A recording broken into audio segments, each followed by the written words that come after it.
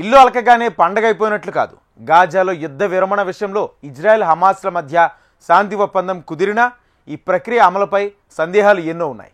ముఖ్యంగా హమాస్ను నిరాయుధీకరించడంతో పాటు పునర్నిర్మించడంలో ఆ సంస్థ పాత్ర లేకుండా చేయడం సవాల్గా నిలిచింది. ట్రంప్ హమాస్ను హెచ్చరించినప్పటికీ తగ్గేదే లేదన్నట్లు తన పని తాను చేసుకుంటూ పోతుంది ఈ ఉగ్ర సంస్థ. తాజాగా హమాస్ మిలిటెంట్లు గాజాలో తమ ప్రత్యర్థులను అత్యంత క్రూరంగా కాల్చి చంపడం వెలుగు చూసింది. గాజాపై పట్టు నిలుపుకునే క్రమంలో ఈ దారుణాలకు పాల్పడుతుందని తెలుస్తుంది. పశ్చిమాసియాలో తిరిగి ప్రశాంత పరిస్థితులు ఏర్పడుతున్న వేళ అంతటా ఆనందం వ్యక్తమవుతోంది.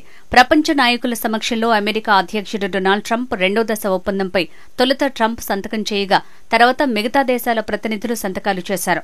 గాజా ప్రజలకు మంచి జీవితాన్ని తిరిగి అందించేందుకు భారీ స్థాయిలో పునర్నిర్మాణం చేపడతామని, ఇందుకోసం భారీగా వ్యయం చేయనున్నామని ట్రంప్ ఈ సందర్భంగా తెలిపారు.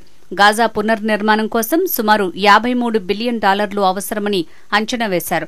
ఈ మేరకు నిధుల సమీకరణ, పునర్నిర్మాణంపై నవంబర్లో గాజాలో కాన్ఫరెన్స్ ఏర్పాటు చేస్తామని ఈజిప్ట్ తెలిపింది.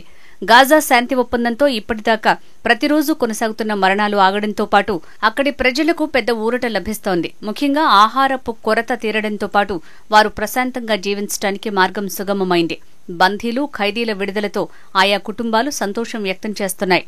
మరోవైపు గాజా శాంతి ఒప్పందంలో కొత్త సవాళ్లు ఎదురవుతున్నాయి. ఇజ్రాయెల్ బందీల విడుదల అనంతరం హమాస్ సంస్థ ఇప్పుడు ప్రత్యర్థి వర్గాలపై పడింది.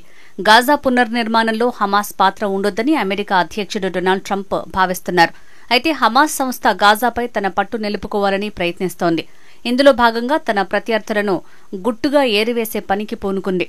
హమాస్ ఫైరింగ్ స్క్వాడ్ తాజాగా ప్రత్యర్థి వర్గాలకు చెందిన పలువురిని కాల్చి చంపినట్లు తెలుస్తోంది.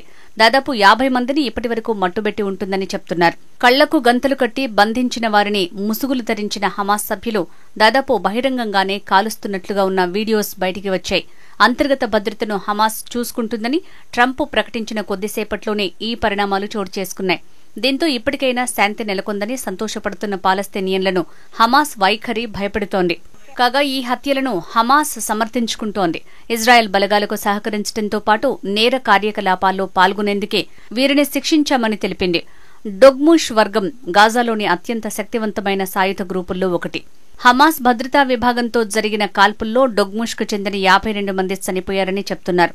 ఈ పోరులో 12 మంది హమాస్ సాయుధులు కూడా ప్రాణాలు కోల్పోయారు. వీరిలో హమాస్ సీనియర్ నేత బసెం నయీం కుమారుడు కూడా ఉన్నట్టు చెప్తున్నారు. అత్యంత అధునాతన భారీ ఆయుధాలు కలిగిన డొగ్ముష్కు ఎప్పటినుంచో హమాస్తో విభేదాలున్నాయి. ఈ గ్రూపునకు ఇజ్రాయెల్ మద్దతుందనే అనుమానాలు కూడా ఉన్నాయి. రఫాలోని యూసిర్ అబూ షబాబ్ సారథ్యంలోని గ్రూప్ సహా గాజాలోని పలు ముఠాలకు పరిమితంగా సాయం, ఆయుధాలు అందిస్తున్నట్లు ఇజ్రాయెల్ ఇటీవల ప్రకటించడం గమనార్హం. పౌరుల ప్రాణాలకు ప్రమాదం కలిగించేలా వ్యవహరిస్తోందంటూ హమాస్పై విమర్శలు వస్తున్నాయి. హమాస్ శాంతి ఒప్పందాన్ని అనుసరించే ఉద్దేశం లేనట్టు కనిపిస్తోంది. ఆయుధాలను ఉంచుకోవాలనే ఉద్దేశంతోనే హమాస్ ఇప్పటికీ ఉంది. నిరాయుధీకరణ రెండో దశ చర్చల ప్రారంభం నాటికి గాజాపై పట్టు నిలుపుకోవాలనే పట్టుదలతోనే ఉంది అనే విశ్లేషకులు అంటున్నారు.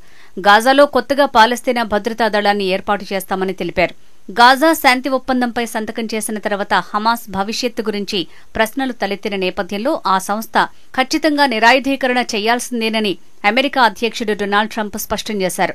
రెండవ దశ ఒప్పందం ప్రారంభమయ్యే ముందు హమాస్ స్వల్పకాలిక భద్రతా కార్యకలాపాల్లో పరిమిత పాత్ర పోషిస్తుందని అన్నారు. హమాస్ ఆయుధాలతో పాటు గాజాపై నియంత్రణను వదులుకోవాలని ఆయన తెలిపారు. లేకపోతే కఠినంగా వ్యవహరిస్తామని ఇప్పటికే హెచ్చరించారు. We want to disarm, and they will disarm.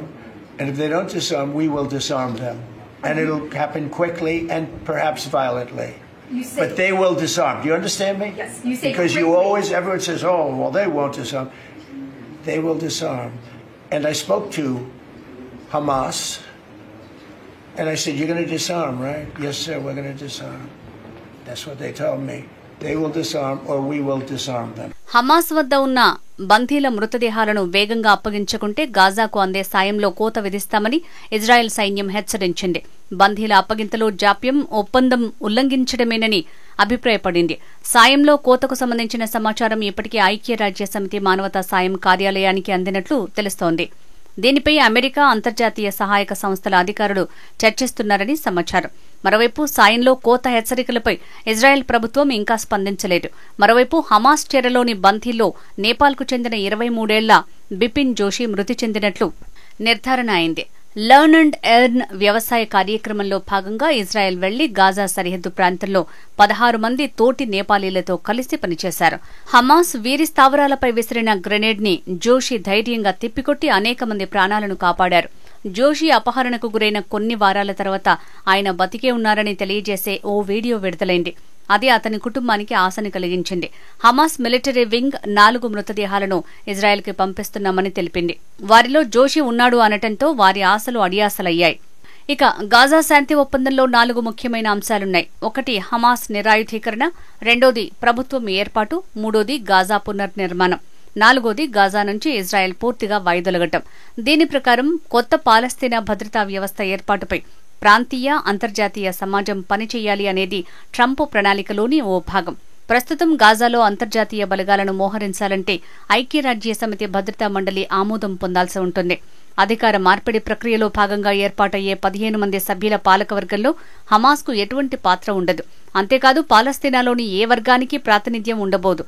అంతా తటస్థంగా ఉన్నవారే ఆ కమిటీలో ఉంటారు. ఈ కమిటీ పనితీరును శాంతి బోర్డు పర్యవేక్షిస్తుంది. గాజా శాంతి ఒప్పందంలో వివిధ దేశాల పాత్ర ఉంటుంది. హమాస్ రాజకీయ నేతలకు ఎన్నో ఏళ్లుగా ఆశ్రయమిస్తున్న తుర్కీయే శాంతి ఒప్పందం కుదర్చడంలో కీలక పాత్ర పోషించింది. జోర్డాన్, ఈజిప్ట్ కొత్తగా ఏర్పాటయ్యే పాలస్తీనా భద్రతా సిబ్బందికి శిక్షణ ఇవ్వనున్నాయి. ఇజ్రాయెల్కు అత్యధికంగా ఆయుధాలను అందించిన జర్మనీ ఆ తర్వాత యుద్ధ రీతిపై ఆందోళన వ్యక్తం చేసింది. గాజాలో సైనిక చర్యను వ్యతిరేకించింది.